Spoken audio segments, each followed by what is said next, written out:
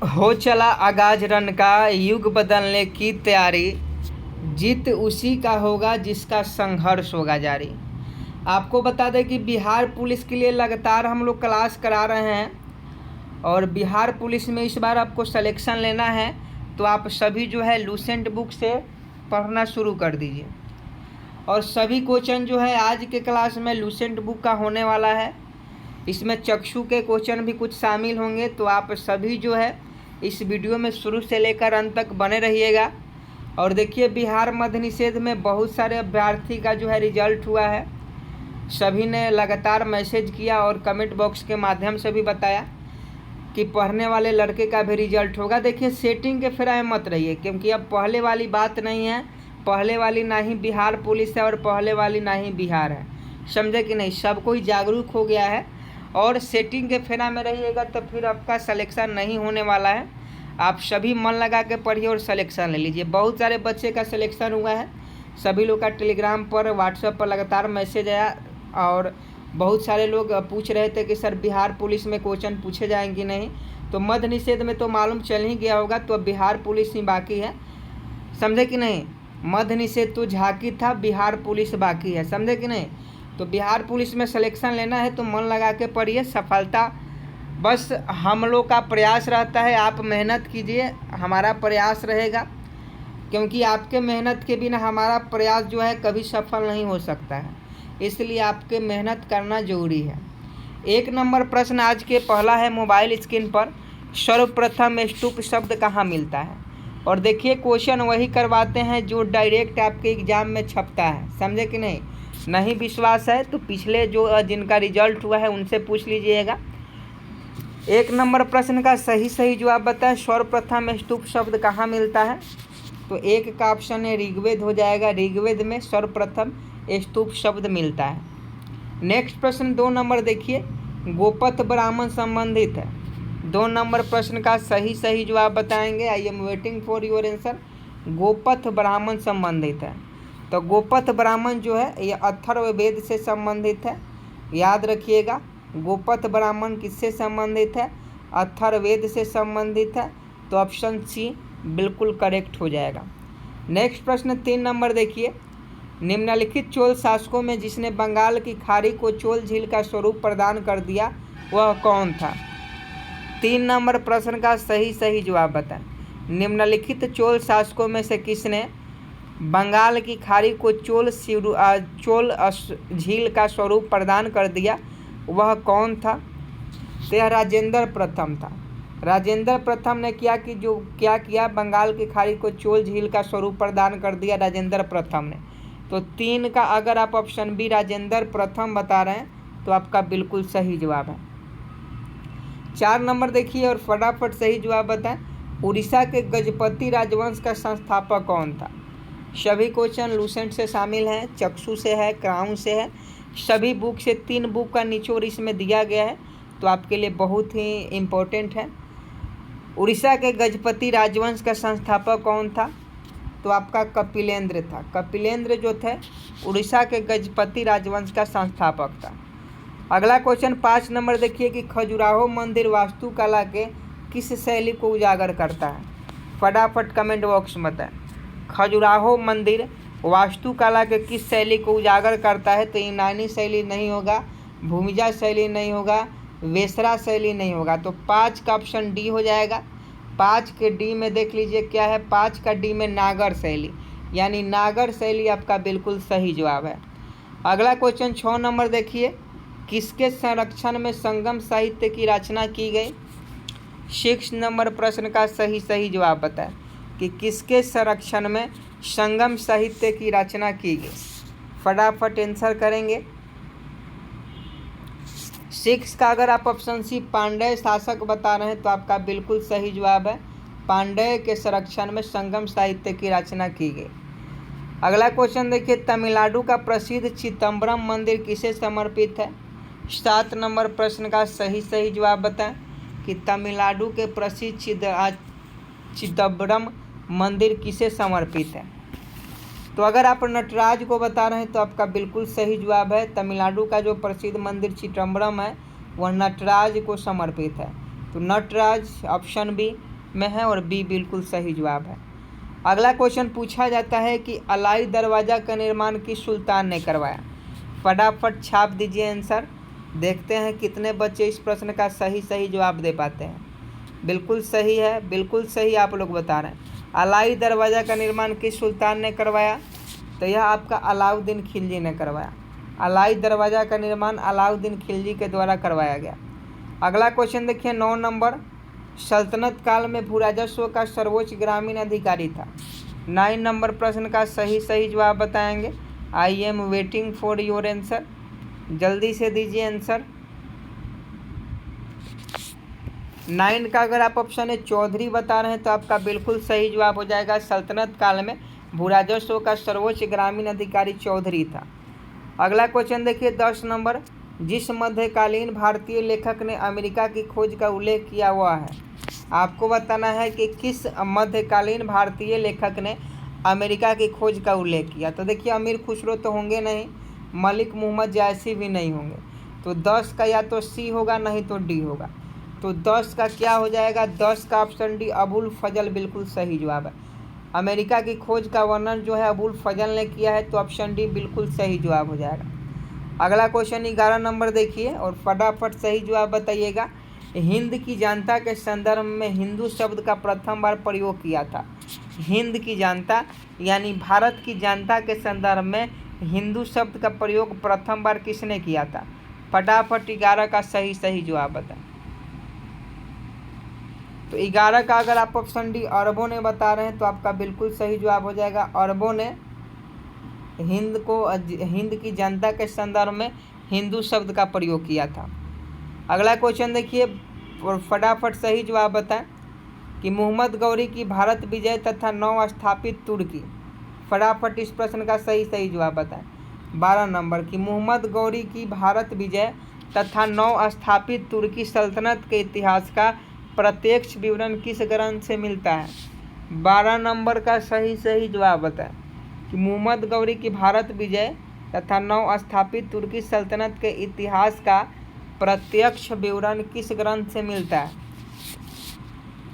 ऐसे ही क्वेश्चन पूछे जाते हैं और कंफ्यूज हो गए गलत देकर चले आते हैं। तो 12 का ऑप्शन सी तबाकत नासरी। तबाकत नासरी में मोहम्मद गौरी की भारत विजय का वर्णन मिलता है। अगला क्वेश्चन देखिए 13 नंबर, निम्नलिखित में से किस आंदोलन के कारण भारतीय राष्ट्रीय कांग्रेस का विभाजन हुआ जिसके परिणाम स्वरूप नरम दल और गरम दल का उदय हुआ। तो आप सभी जानते हैं कि भारतीय राष्ट्रीय कांग्रेस 2 दल में बंट गए थे, नरम दल और गरम दल। और यह किस आंदोलन का प्रभाव था, तो ये 13 का जो सही जवाब हो जाएगा स्वदेशी आंदोलन। स्वदेशी आंदोलन के कारण भारतीय राष्ट्रीय कांग्रेस यानी आईएनसी 2 भागों में बंट जाता है। अगला क्वेश्चन देखिए, निम्नलिखित में कौन सा क्रिप्स मिशन के संबंध में सही नहीं है। ऑप्शन बेस्ड क्वेश्चन है, तो फटाफट बताइए कि निम्नलिखित में कौन सा क्रिप्स मिशन के संबंध में सही नहीं है। तो सबसे पहले ऑप्शन पढ़िए, युद्ध समाप्त होने पर डोमिनियन दर्जा, ये बिल्कुल सही नहीं है। ये युद्ध समाप्त होने पर डोमिनियन दर्जा, ये बिल्कुल सही है। संविधान सदन द्वारा निर्मित संविधान मान, ये भी सही है कि क्रिप्स मिशन के अंतर्गत ही संविधान सदन का निर्माण किया गया। ऑप्शन सी नई कार्य परिषद की नियुक्ति जिसमें हिंदू और मुसलमान का समान प्रतिनिधित्व रहेगा, यह सही नहीं है, यह बिल्कुल गलत है। तो ऑप्शन सी बिल्कुल आपका सही जवाब हो जाएगा। आगे देखिए 15 नंबर, मोपाला विद्रोह कहाँ हुआ था। 15 का सही जवाब बताएं। मोपाला विद्रोह 2 ही ऑप्शन है, 50-50 का बात है, तो फटाफट बताइए कि कौन सा सही आंसर होगा, ए होगा या बी होगा। जल्दी से छाप दीजिए। मोपाला विद्रोह, तो मोपाला विद्रोह सभी लोग जानते हैं कहाँ हुआ था, तो मलाबार में हुआ था। मलाबार में मोपाला विद्रोह हुआ था। अगला प्रश्न 16 नंबर देखिए, अंग्रेजों के विरुद्ध भीलों द्वारा क्रांति प्रारंभ की गई। अंग्रेजों के विरुद्ध भीलों के द्वारा क्रांति प्रारंभ की गई थी। 16 का सही जवाब बताएं। तो मध्य प्रदेश और महाराष्ट्र में, आप सभी जानते हैं मध्य प्रदेश और महाराष्ट्र में भीलों के द्वारा अंग्रेजों के विरुद्ध क्रांति की प्रारंभ की गई थी। ऑप्शन ए बिल्कुल सही जवाब है। अगला क्वेश्चन देखिए, निम्नलिखित में से किसने महात्मा गांधी के खिलाफत आंदोलन में भागीदारी की भर्त्सना की थी। फटाफट कमेंट बॉक्स में छाप दीजिए, स्टार इस पर लगा लीजिए, बहुत ज़्यादा इम्पोर्टेंट है। निम्नलिखित में से किसने महात्मा गांधी के खिलाफत आंदोलन में भागीदारी की भर्त्सना की थी? तो 17 का ऑप्शन डी MN जिन्ना यानी मोहम्मद अली जिन्ना ने। तो ऑप्शन डी बिल्कुल सही जवाब हो जाएगा। अगला क्वेश्चन 18 नंबर देखिए, निम्नलिखित में से किस भारतीय नेता ने खिलाफत आंदोलन का समर्थन नहीं किया था?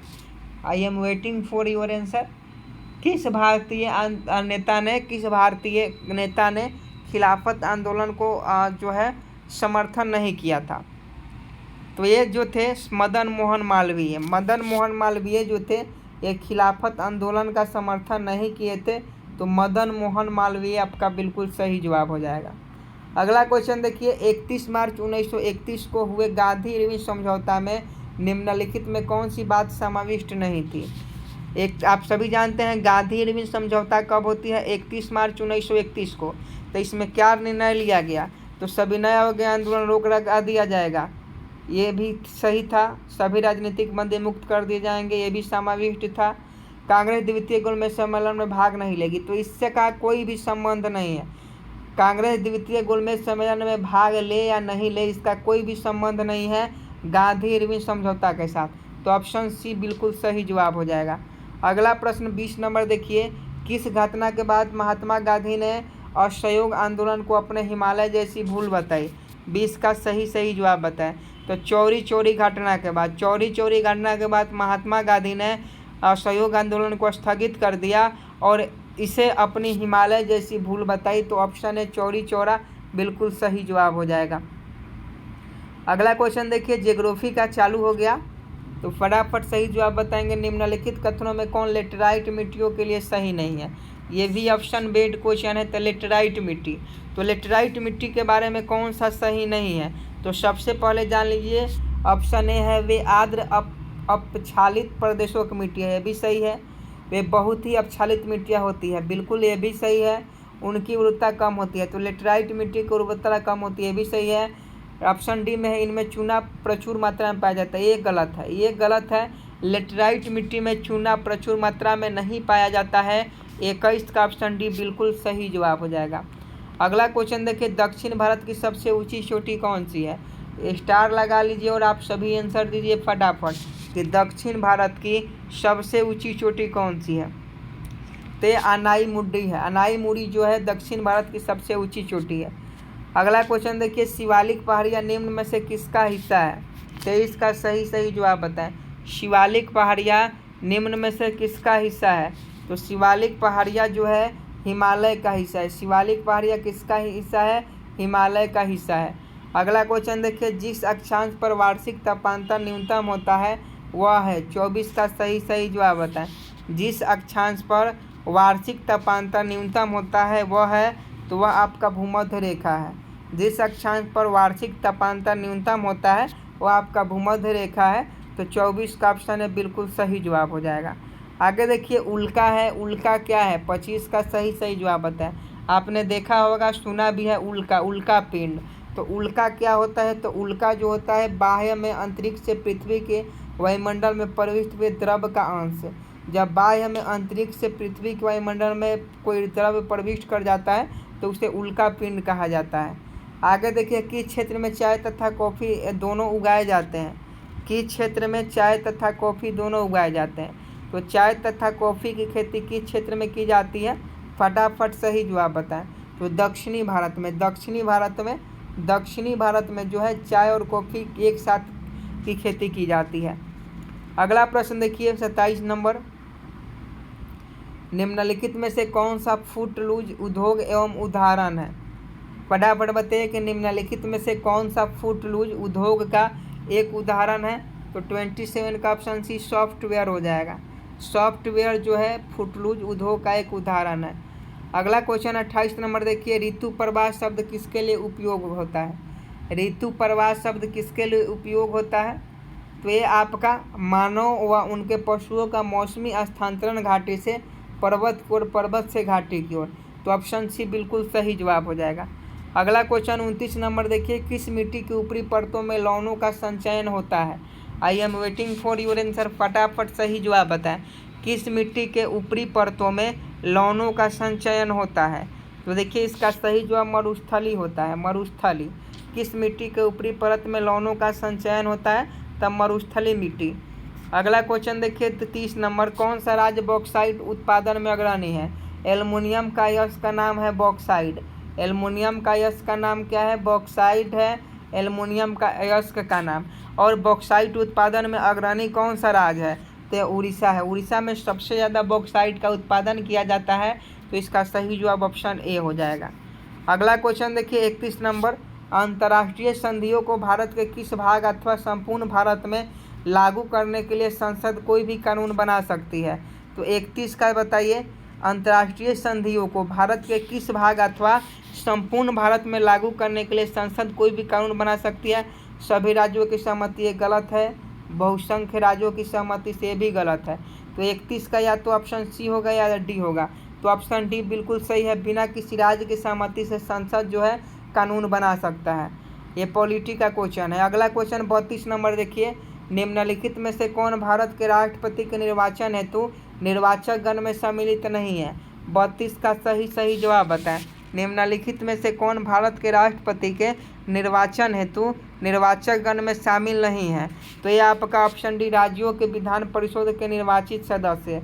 ऑप्शन डी 32 का बिल्कुल सही जवाब हो जाएगा। अगला प्रश्न 33 नंबर देखिए, संविधान असाधारण परिस्थितियों में राष्ट्रपति को राज्यपाल के कृत्यों के निर्वहन हेतु उपबंध कर सकता है। 33 का सही जवाब बताएं।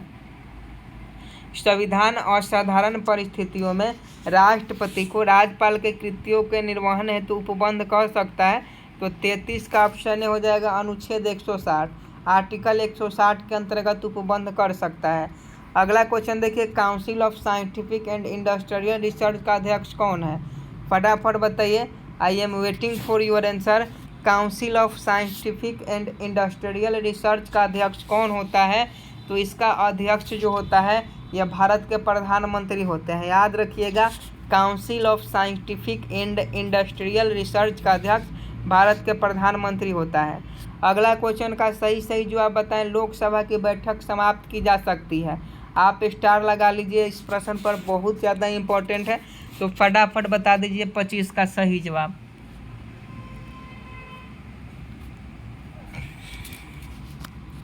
लोकसभा की बैठक समाप्त की जा सकती है।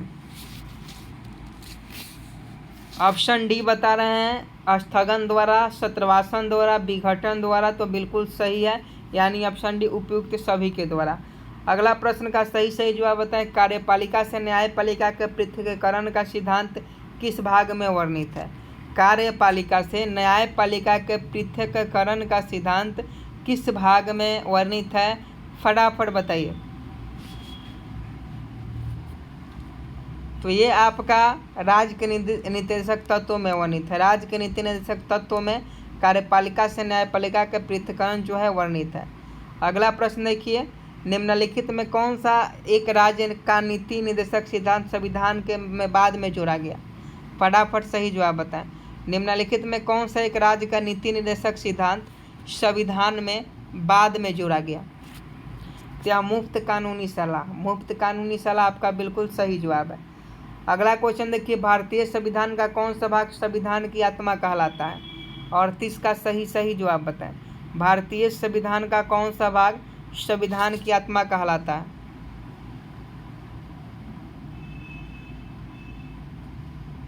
फटाफट कमेंट बॉक्स में बताएं, भारतीय संविधान का कौन सा भाग संविधान की आत्मा कहलाता है?